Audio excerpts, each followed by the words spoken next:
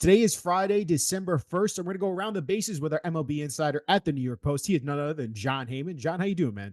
I'm good. How are you?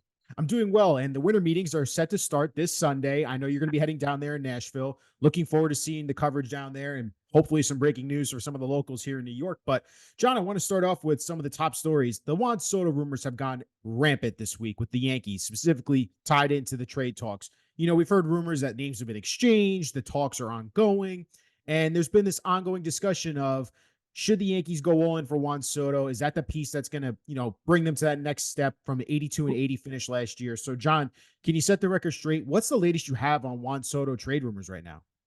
Yeah, I mean, they're definitely talking to the Padres. There have been some names that have been thrown out there. San Diego has mentioned some big names. Yankees aren't doing those names. Certainly, Dominguez is not going for a rental, no matter how good a rental Juan Soto is. And I wrote a column right away a few days ago already, saying don't do this. You don't want to overpay for a rental. And I think the other teams have listened, but not the Yankees. So I think the Yankees feel pretty good about this right now. I'm not saying they're definitely getting them, but I think they like their chances because I don't know if they read my column or what, but the other teams do not seem to be heavily involved for Juan Soto right now.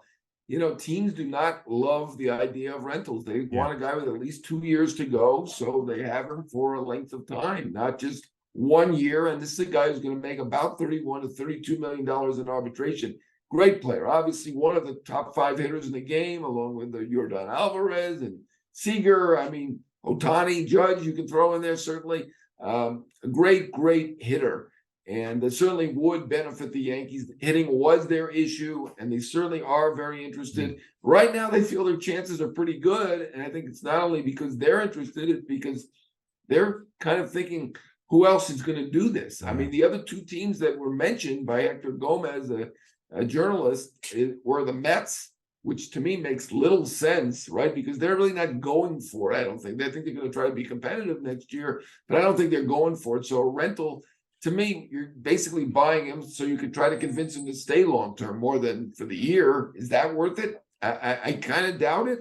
And the Giants, who don't have great prospects, and is San Diego really trading him to San Francisco? I think they were happy to let Bob Melvin go up there. Obviously, wasn't a great year for the Padres last year. They underachieved. The Giants wanted Bob Melvin. I don't think the Padres really wanted him. In this case, obviously, Soto has great value. He had an OPS over 900 once again last year.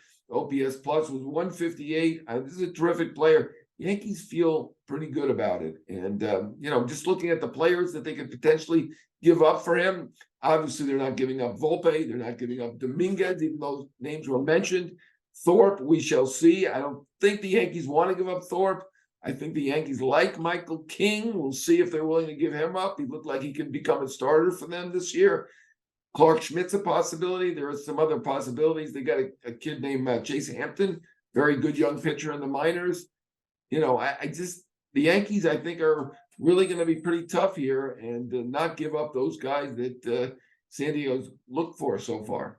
My follow-up here, Jon, is something interesting that you brought up. The limited market, it seems like there is for Juan Soto to be traded to. It seems like it's the Yankees, maybe Giants, and like you mentioned, why would the Padres do that? So the Yankees kind of seem like they have a little bit of leverage here. I know there's all negotiating tactics, sorry. But I think my follow-up here is that we've always heard Brian Cashman and the Yankees, they love their prospects, they hang on to them. And this feels like, are you willing to go all in on, like you said, a rental? And the fact that, and you might know this more than others, Juan Soto feels like he wants to go to that free agent market after the 2024 season, no matter Absolutely. what. Excellent point. And see what he can get in that free agent deal.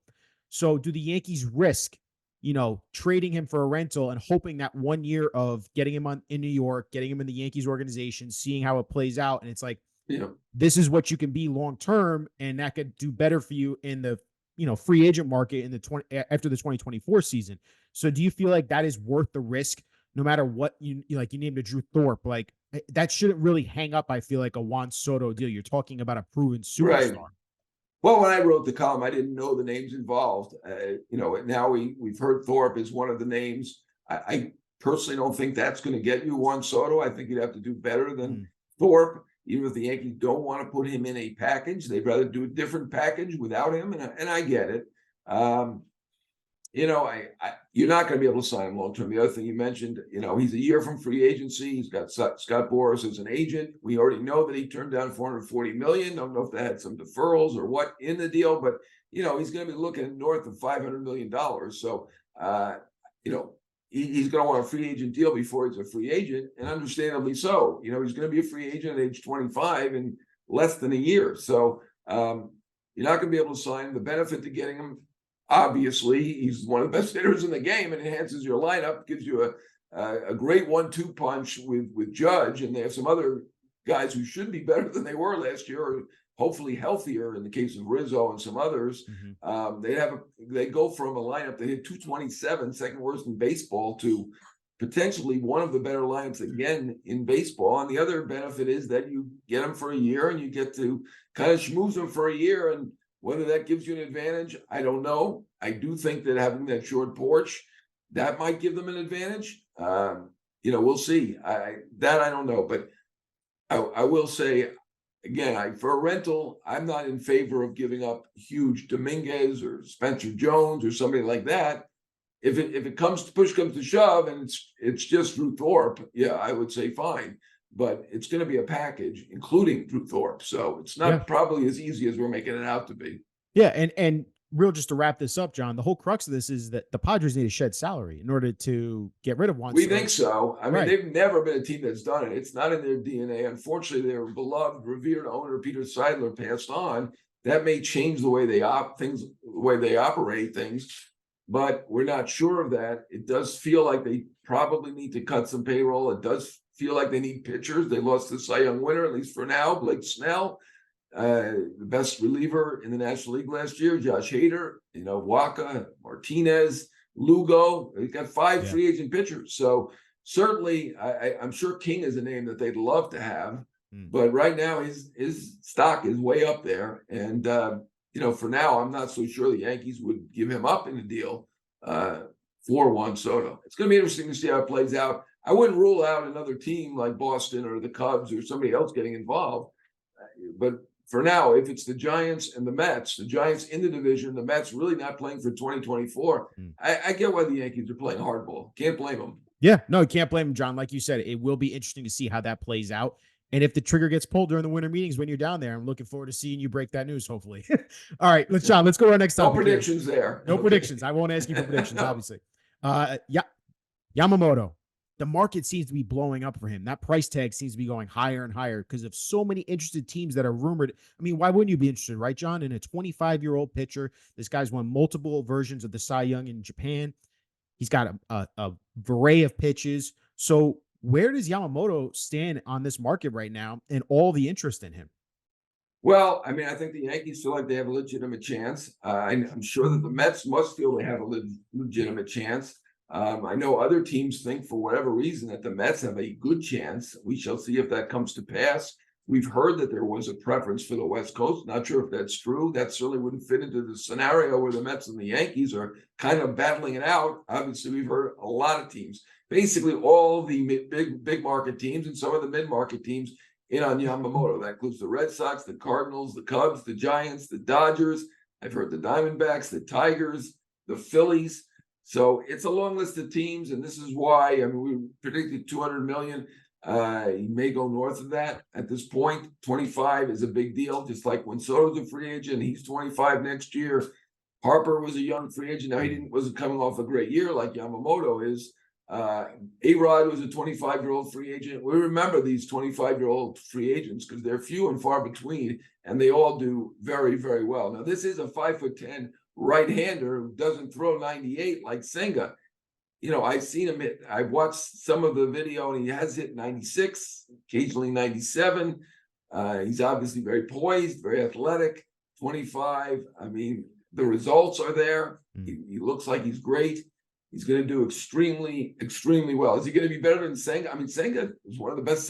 We keep harping on the Mets not having the year that they were supposed to have last year, but Senga was one of the best moves anybody made last year. Yeah.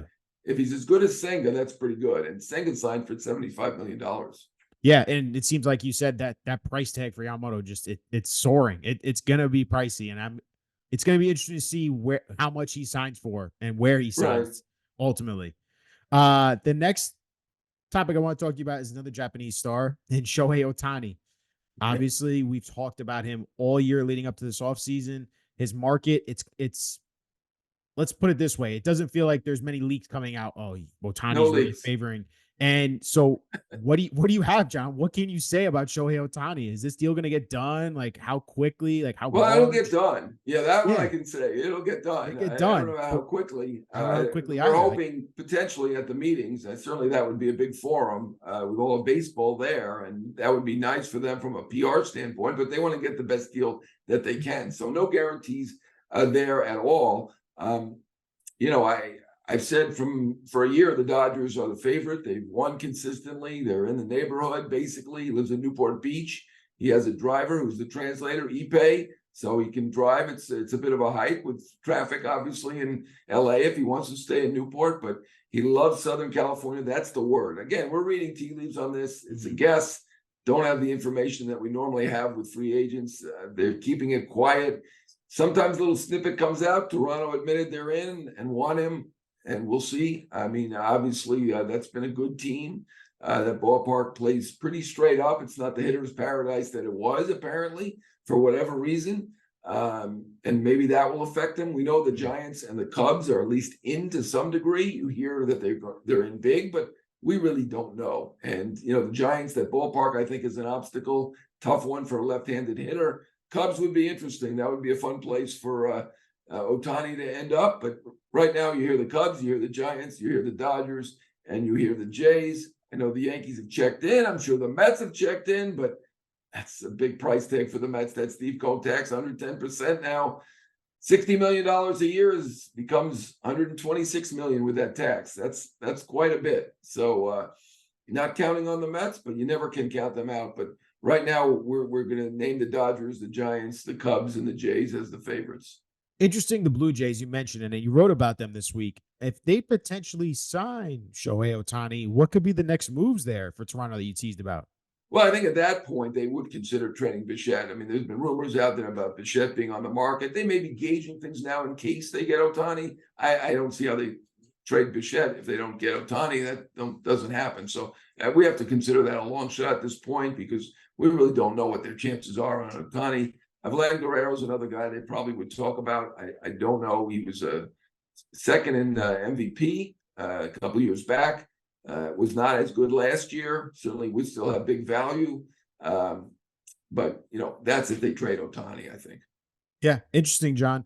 And I really will, like you said, $60 million a year. I cannot wait to see how Well, that look, the deal. guy brings in probably $30 million Yeah, in marketing, sponsorship, extra attendance. I may be playing it light. So if you bring in 30 million, you know, is he worth 30 million as a ball player? easily. I would say so. Yeah. So to me, that's a bargain. You know, maybe I'm you know, on my own on this, and I'm not a businessman, but to me, 60 million for him is a better bargain than 40 million for some of these players that are being bandied about or has already been signed.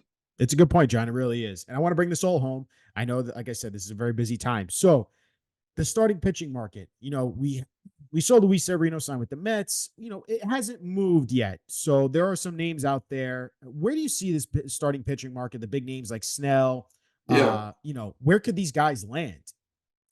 Right. Well, we've seen Nola and Gray sign as well. So two of the better pitchers have signed. We still obviously have Erod, Eduardo Rodriguez, Montgomery, and Snell, and Yamamoto. Of course, we already know everybody wants him. So there's four really good starters still out there on the free agent market. And then on the trade market, you have Glass now, you have Bieber, you have Cease, and you have Burns.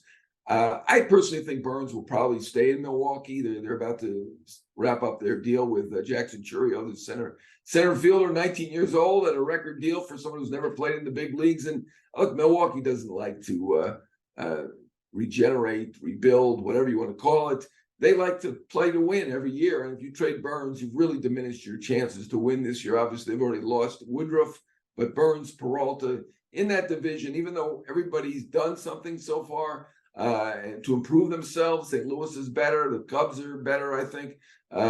Cincinnati's better. They got a shot. So I think Burns is unlikely. Cease should go. He's got 2 years to go. Big value. Answers the bell. Never misses a start, which is a rarity. has great talent, was a Cy Young contender 2 years ago. Orioles matchup great. That's a team I could see there. Bieber, he came back and pitched at the end of the year. He looked pretty healthy.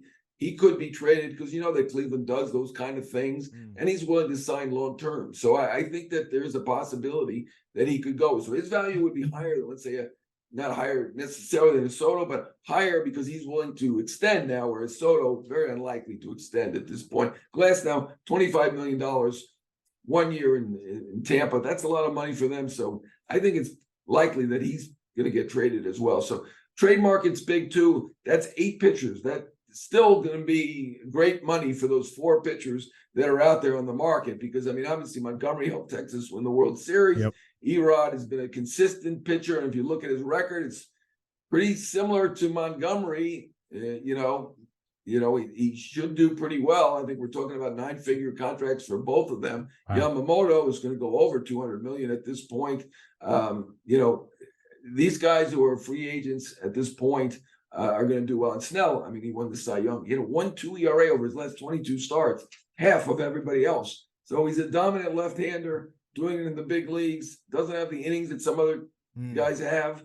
But, for whatever reason, I think it's going to take a while. Yamamoto may not sign. He's supposedly going to tour teams after the meeting. So Yamamoto may hold up this market to some degree, and Snell may go later than that. He's got Boris as well, so that may take a while. But I could see Phillies, Dodgers. You never know who the losers for Yamamoto are going to be. Now, Yamamoto's the popular one because he is, as we've said, 25 years old, whereas Snell is 30, which is the normal age for a free agent starter. Fascinating stuff, John. Obviously, a lot of fans are going to be looking forward to those winter meetings. Hopefully, the stove heats up a little bit. We see some moves made, especially that Juan Soto. Hopefully, he gets moved. But, John, we appreciate you giving us all your time. We're looking forward to seeing your coverage down there in Nashville and appreciate you as always, man. All right. Thanks, Ryan. Talk to you later.